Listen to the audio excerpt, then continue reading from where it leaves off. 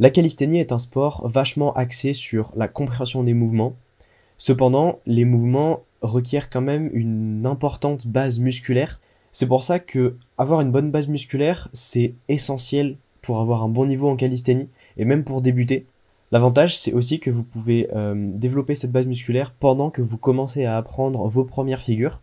Et la force qui est demandée, elle vient notamment des bras, des épaules et du dos.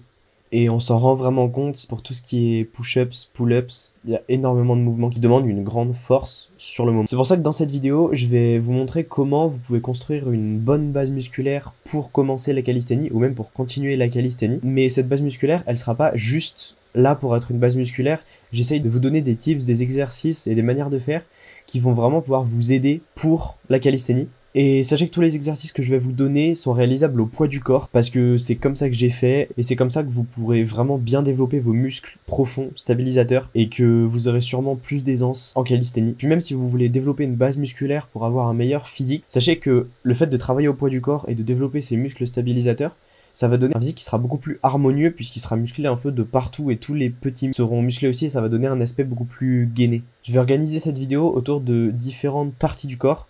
Par exemple, je vais commencer par épaules-bras. Je vais faire tout ce qui est poussée, tirage. Et normalement, il y a les petits chapitres en bas de la vidéo qui peuvent vous aider à naviguer dans la vidéo. Je vais essayer de vous expliquer au maximum les conseils que je vais vous donner, les exercices que je vais vous donner. Je vais essayer de vraiment tout vous décomposer, tout vous expliquer. Mon but, c'est pas juste de vous dire faites ça. Mon but, c'est vraiment, à travers toutes mes vidéos, de vous expliquer les différentes manières de faire, de vous dire ce qui correspond à telle envie, et comme ça, vous pouvez faire votre programme et quelque chose qui est vraiment adapté à vous. Et sans vouloir éterniser cette introduction, on y va. En tout premier, je vais parler des épaules et des bras. Alors, il y a l'exercice de base que je peux pas me permettre de skip, qui sont évidemment les pompes. Faites vraiment quelque chose qu'on ne dit pas assez en fait, c'est que même si vous savez pas faire une seule pompe, commencez avec les mains surélevées, ce qui va du coup demander moins de force, ce qui peut vous aider à commencer à avoir les pompes. Pareil pour n'importe quel exercice, commencez par des variations plus simples. Et ça c'est un bon parallèle avec la calisthénie puisque on commence par des variations simples pour arriver aux variations de plus en plus compliquées et arriver à un moment à la figure complète.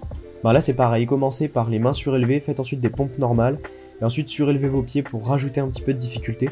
À partir de ce moment-là, je vais faire une dissociation entre les bras et les épaules, puisque pour vraiment travailler en intensité les deux, ça demande des exercices différents. Parce que les pompes, ça travaille un petit peu les deux, avec les pecs en plus, mais si vous voulez des exercices qui travaillent vraiment bien, il faut dissocier les deux. Pour le côté épaules, je vous conseille du coup les handstand push-ups, et ça c'est pareil, une variation plus simple avant de les faire, c'est de commencer en pike push-up avec votre corps droit, essayez de former de plus en plus un angle avec votre bassin, et de vraiment pousser juste avec les bras. Et comme ça, ça va mettre de plus en plus de charge sur les épaules. Vous allez le sentir que les pompes, ça travaille tout. Mais là, les pike push-up, ça va vraiment mettre la charge de plus en plus sur les épaules. Essayez de travailler à côté votre équilibre en handstand et tout, pour ensuite arriver à faire des handstand push-ups. Et ça, vraiment, niveau renforcement, même les meilleurs athlètes y continuent à en faire, puisque c'est du renforcement d'épaule qui est vraiment bénéfique. C'est l'exercice de base. Pour les bras, je vous conseille donc des lean planche push-up, c'est-à-dire avec vos bras tendus, vous mettre en position de planche et faire une pompe. Alors oui, au début, vous irez pas très loin. Le but en fait, c'est d'avoir les mains au niveau du centre de gravité pour mettre vraiment le plus de charge possible sur les bras. Au début, c'est normal, vous allez faire comme des pompes normales, mais essayez vraiment de déjà tourner vos mains au lieu de vous mettre en pompe avec la paume vers le bas. Mettez-vous avec la paume vers le haut. Puisque déjà, premièrement, sinon, niveau mobilité, ce sera impossible de descendre au centre de gravité. Deuxièmement, ça va vous tenter à vouloir descendre un petit peu plus les mains. Et essayez de faire ça de manière progressive. N'y allez pas d'un coup, puisque c'est possible que vous n'y arriviez pas. Donc essayez de faire ça de manière progressive. Et une fois que vous y arrivez bien, essayez de travailler ce qu'on appelle le 90 degree, qui est en fait aussi appelé la semi-planche, où vous êtes vraiment juste, vous tenez comme une planche mais avec les bras pliés. Et ça demande un travail isométrique dans les bras, donc ça travaille une figure statique, qui est d'ailleurs un bon exercice de renforcement. Et aussi, parallèle avec le street, un mouvement isométrique qui est exactement ce qu'on fait en calisthénie. Et dernier exercice pour les bras, tout ce qui est les variations de planche push-up. Donc au début, commencez en dips, 100 mètres de charge sur les épaules. Enfin, évidemment que ça met une charge sur les épaules, mais minime par rapport aux planches push-up. Et essayez ensuite de grouper, de lever votre bassin de plus en plus, jusqu'à, si vous commencez à travailler la planche, et que vous avez par exemple la tuck planche, essayez de faire des tuck planches push-up, ou des advanced tuck planche push-up, ou des straddle planche push-up, ou même si vous avez la full planche, des full planche push-up. Essayez de faire les variations que vous pouvez, mais essayez de bien vouloir vous mettre vers l'avant et sentez vraiment la charge mise dans les épaules. Et essayez vraiment de sentir, vous allez sentir, ça va congestionner très vite au niveau des bras, surtout des triceps, mais la congestion c'est bon signe, ça veut dire que vous travaillez bien vos muscles. Donc tous les exercices que je viens de vous décrire, que ce soit pour les épaules et pour les bras, sont utiles pour la poussée, donc c'est-à-dire tout ce qui est équilibre, planche, maltaise, tout ça. Et je vais vous donner un cas de figure, par exemple le one arm handstand, que je trouve vraiment personnellement super joli. Par exemple, on s'en rend pas forcément compte, mais ça demande une énorme force dans les épaules, puisque ce sera une seule de vos épaules qui va soutenir tout votre poids. Et donc il faut qu'elle soit bien entraînée et qu'elle soit forte pour soutenir tout votre poids. C'est quelque chose dont je me suis rendu compte d'ailleurs quand j'ai commencé à travailler l'équilibre, c'est que ça demandait des épaules vraiment fortes pour soutenir son poids. Et vous pouvez vous en rendre compte, mais essayez de vous mettre contre un mur pour faire un équilibre, vous allez sentir la force que ça demande dans les épaules. Vous allez comprendre ce que je vous dis, qu'il faut vraiment avoir une bonne base musculaire pour commencer à travailler les mouvements isométriques. Maintenant vient la partie tirage, donc plutôt ce qui est dos, mais aussi encore un petit peu les bras. En tirage, les exercices de base, traction. Évidemment, je le conçois, les tractions c'est plus difficile que les pompes, mais pareil, bon, pour les tractions il n'y a pas vraiment de variation plus simple, à part peut-être les tractions australiennes, avec les pieds au sol et une barre plus basse. Mais si vous n'arrivez pas à faire une traction normale, essayez avec un élastique pour enlever du poids, puis quand vous y arrivez bien, essayez d'enlever l'élastique pour faire au poids du corps, et ensuite commencez à vous lester pour avoir encore plus de force.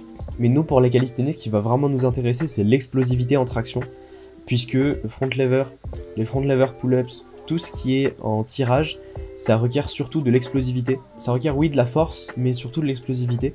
Et c'est pour ça que essayez de faire des tractions explosives. C'est pas grave si vous faites 1 ou 2 répétitions, mais essayez vraiment de tirer de manière vraiment explosive pour vraiment travailler cette rapidité et cette cohésion dans vos muscles qui vous permettra de tirer vite et fort.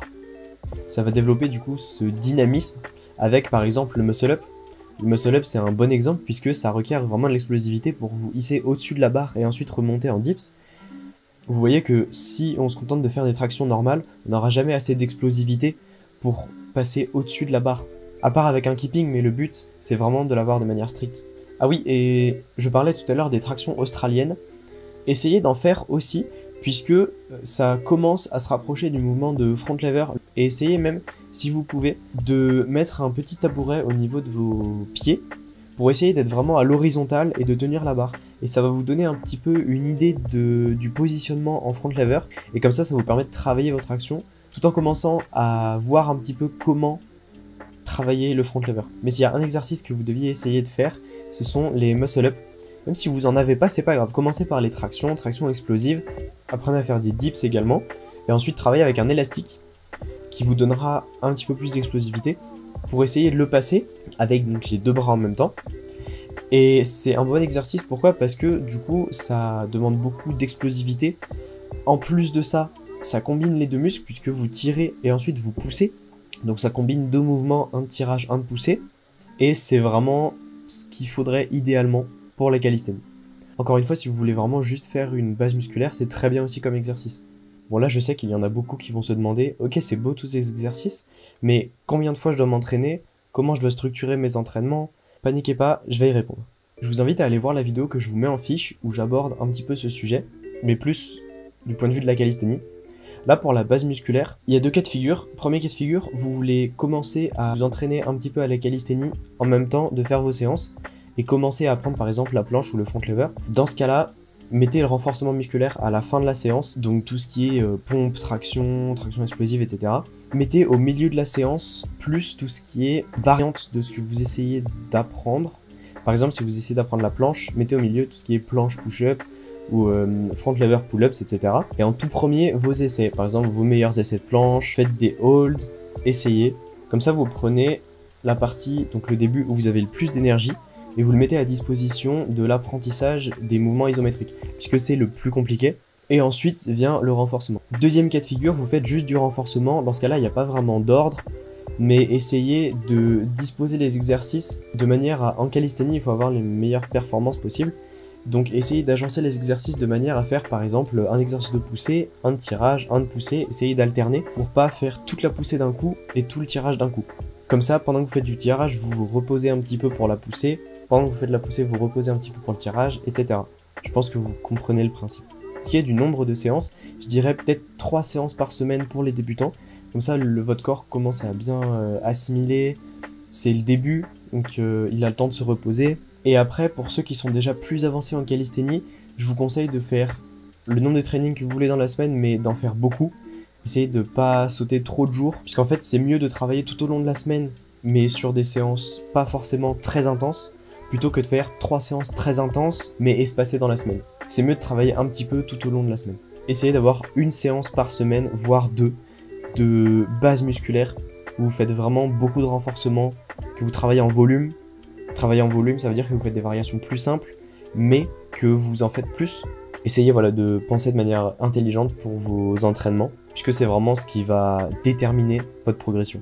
Donc pour résumer, si vous faites juste du renforcement musculaire, vous pouvez faire, je pense, 3 séances par semaine et 4 si vous êtes déter. Si vous travaillez la calisthénie à côté, essayez de faire beaucoup de séances par semaine, avec 2 jours de repos, mais de faire une séance de renforcement musculaire et de volume par semaine. Si vous avez d'autres questions ou des choses dont je n'ai pas parlé, si vous voulez laisser votre avis, il y a la section de commentaires juste en dessous. Si vous voulez que je parle de quelque chose dans une future vidéo, pareil, mettez-le en commentaire. Vraiment, laissez votre avis, que ce soit positif ou négatif. Du moment que c'est constructif, ça m'aide. Et puis si vous avez aimé, mettez un petit pouce bleu, ça m'aide à savoir si ce genre de vidéo vous plaît ou pas.